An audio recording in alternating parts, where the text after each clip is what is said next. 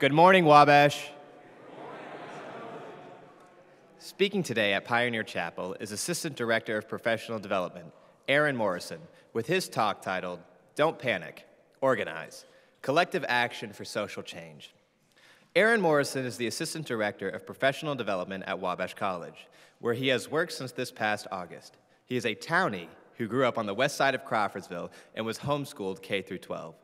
He graduated from Indiana Wesleyan University in 2012 with a degree in political science and economics. He has 2 graduate master's degrees, one in higher education and student development from Taylor University, and the other in theological studies from Princeton Theological Seminary. He attends St. John's Episcopal Church here in Crawfordsville. He enjoys restoring old historic cemeteries, helping people build their first gaming PC, and discussing vocation, calling, and all those things that make life meaningful over a cup of coffee. Please give a warm welcome to Aaron Morrison.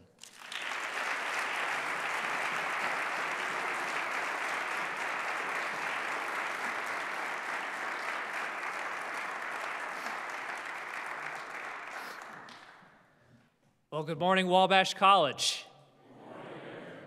Thank you. Well, we are now on week 2 of the spring semester.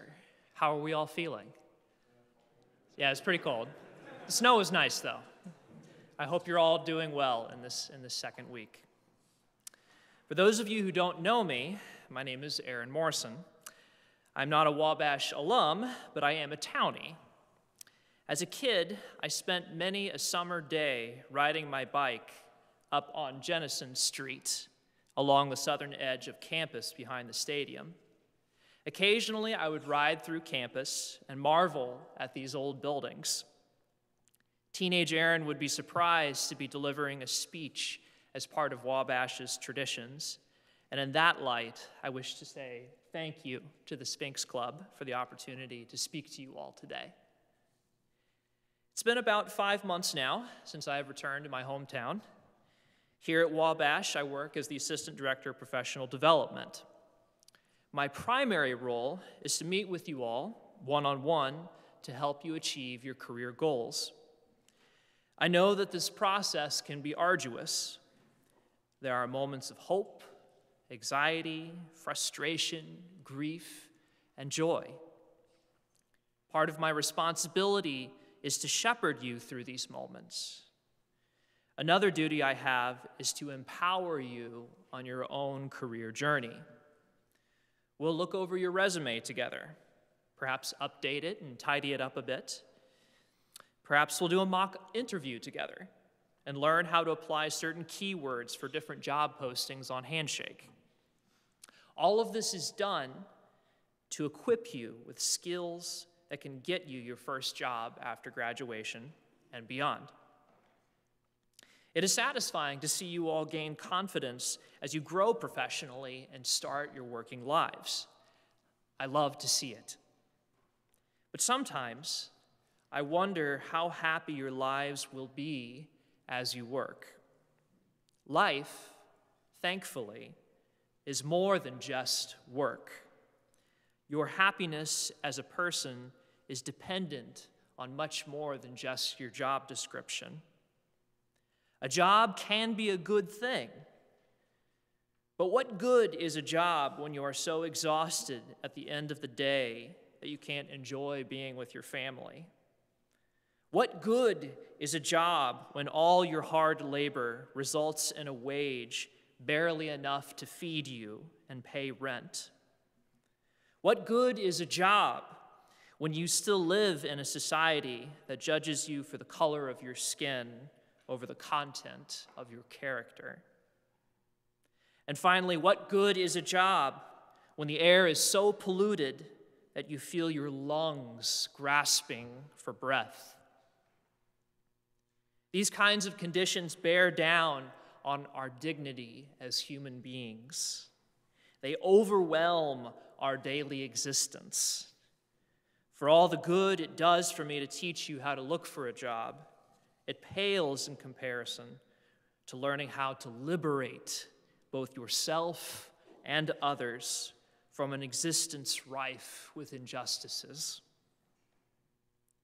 This is not something you can do alone, however. Systemic issues like racism, affordable housing, and climate change are bigger than any one person can change. It takes the ability to coordinate action with other people as a group. This is a skill in itself, as checking any resume is a skill too. This skill, which is the topic I want to present before you today, is called community organizing.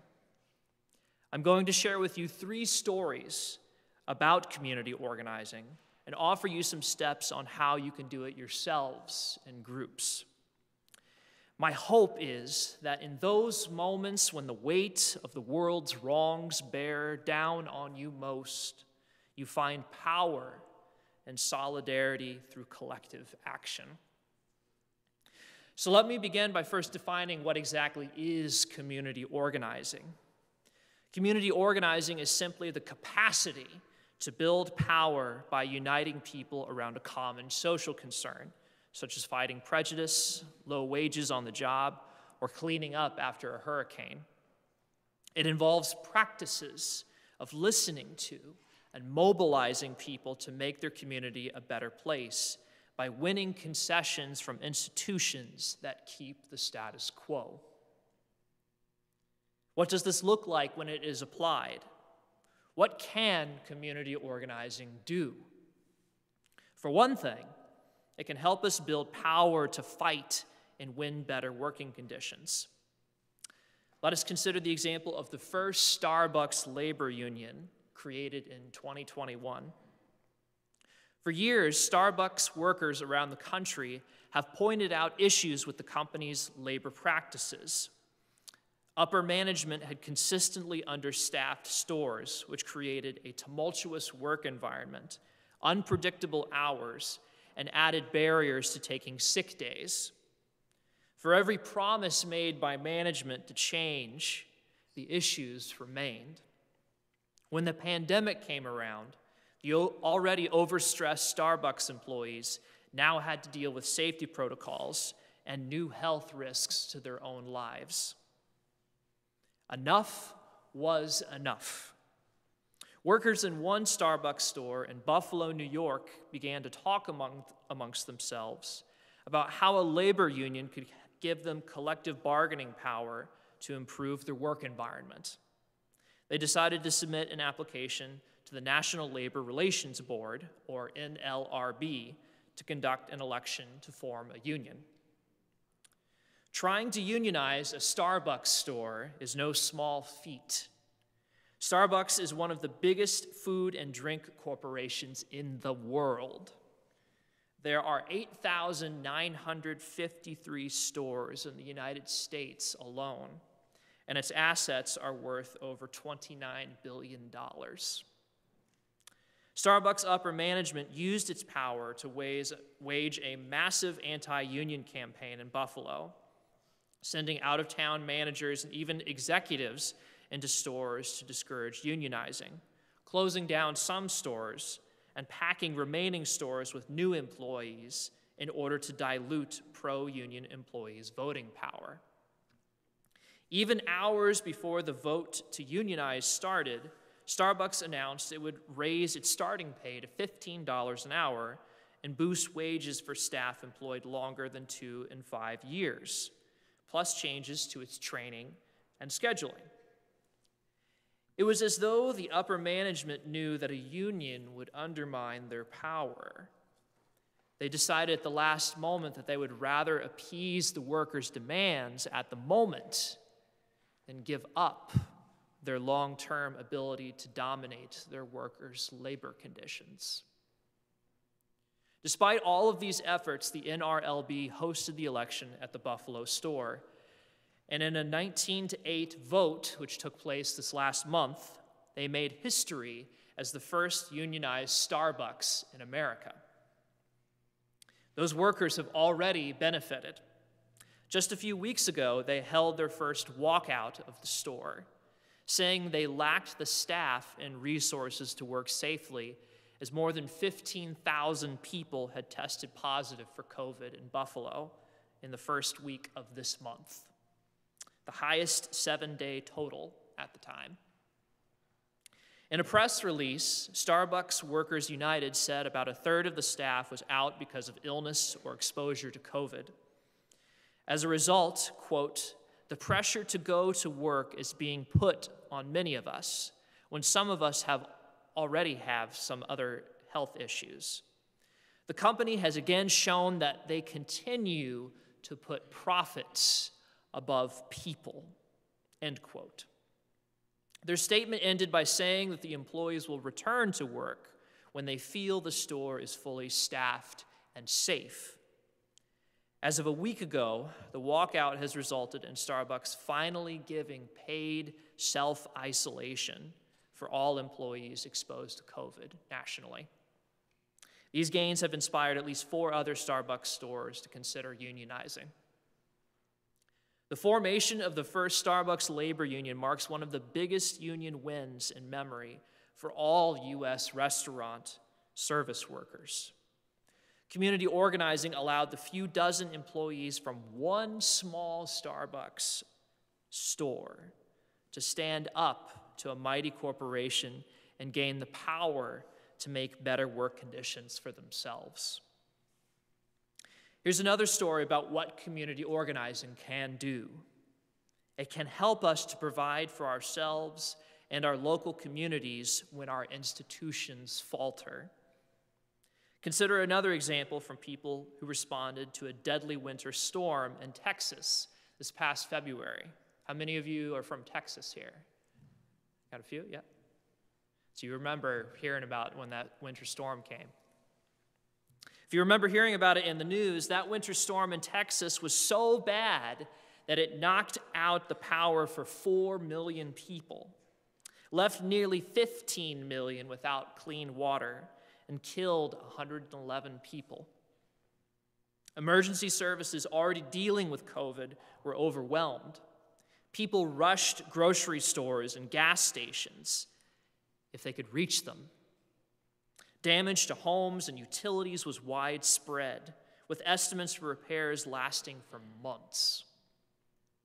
Among the groups that responded was a mutual aid network created through BLM-HTX, short for Black Lives Matter, Houston, Texas. Mutual aid is a form of local community organizing in which people collectively provide material support for their neighbors. It is designed to take the usual red tape and potential shame out of the process that comes from applying for government assistance. The philosophy of mutual aid rejects the narrative that people must prove that they are in enough need or poor enough to need help. Rather, the focus is on allowing people to have dignity as they recover from a crisis.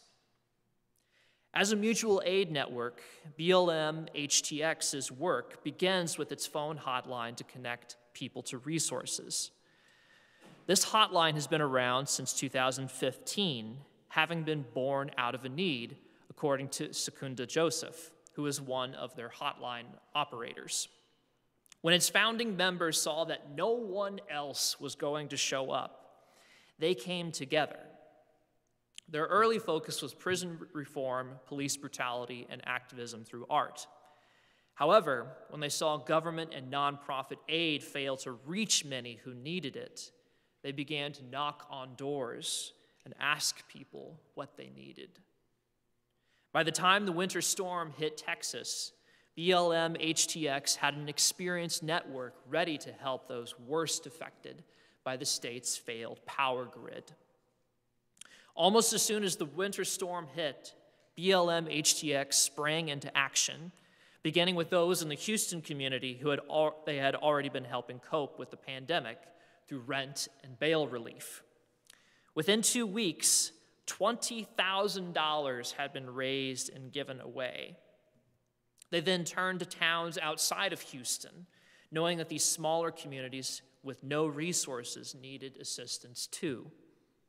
Soon these neighborhoods received direct payments for basic human needs like food, water, and shelter, and were connected with organizations that could help them fix their homes. While mutual aid networks like BLM HTX are meant to respond to crises. Their organizing principles can serve as a basis for a more sustainable future with fewer catastrophes. It does this by drawing all people into the work of the common good based on a level power dynamic, as opposed to the often hierarchical structure of charities and nonprofits. Mutual aid is about a participatory exchange between equals. It challenges us all as a community to see anyone who is struggling as our neighbors and resolve to make sure that they are cared for. There's one more story I want to share with you all about community organizing. This is a story about how community organizing can unite people from vastly different backgrounds to work towards addressing problems that affect all of us. A few years ago, my spouse, Catherine, and I became involved with an organization called CAGE in Evansville, Indiana.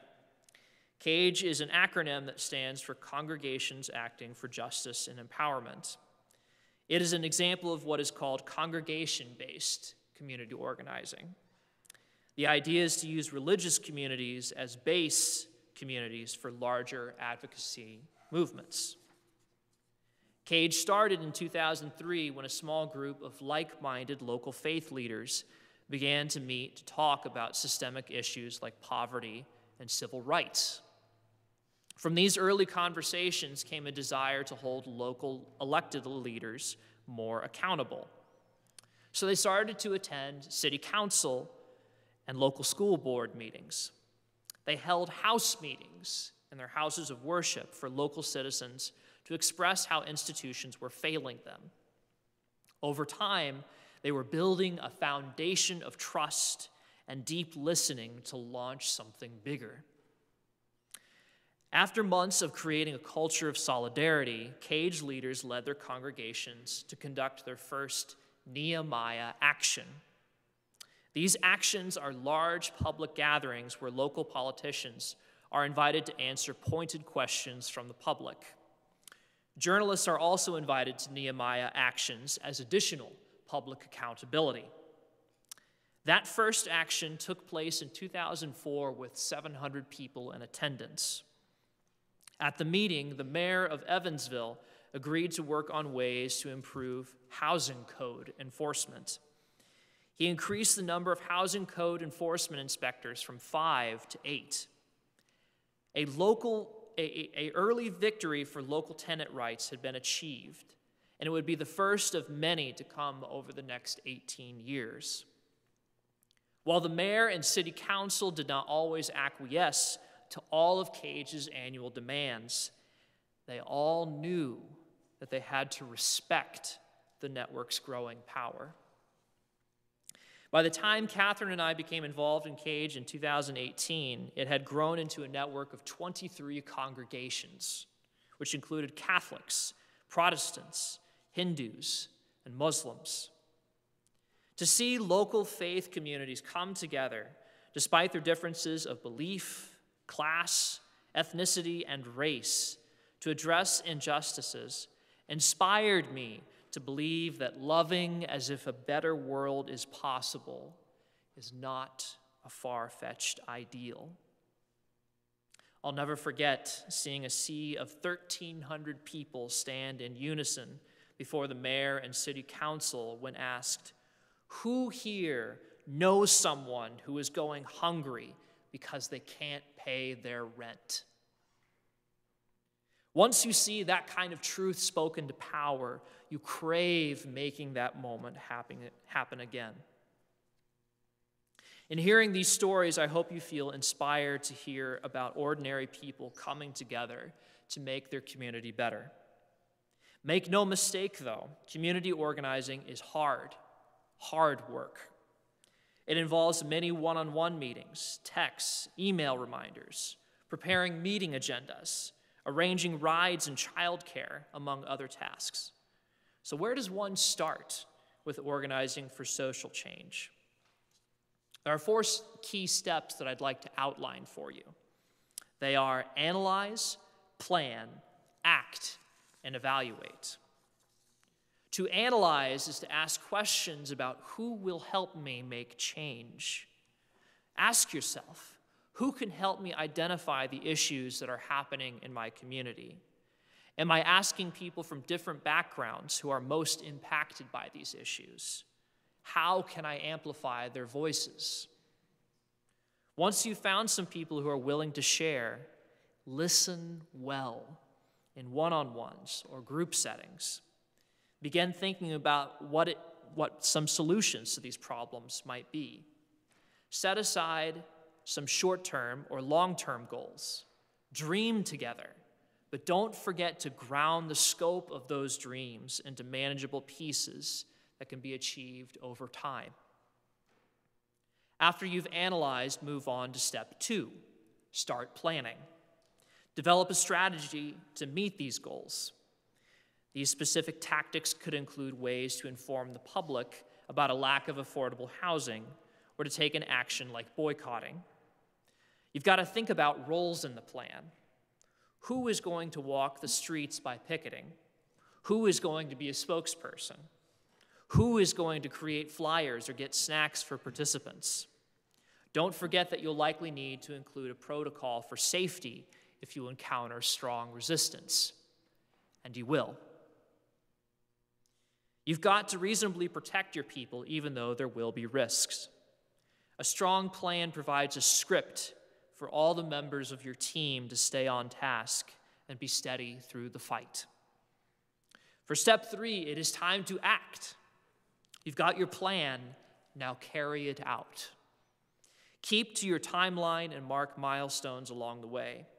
Check in with your people to see how they are doing and remind them why you are all doing this, especially when it gets hard. Be willing to make adjustments as necessary in consultation with your co-leaders. And finally, step 4, evaluate. Reflect with your team about the action. What did we achieve? Did we build community?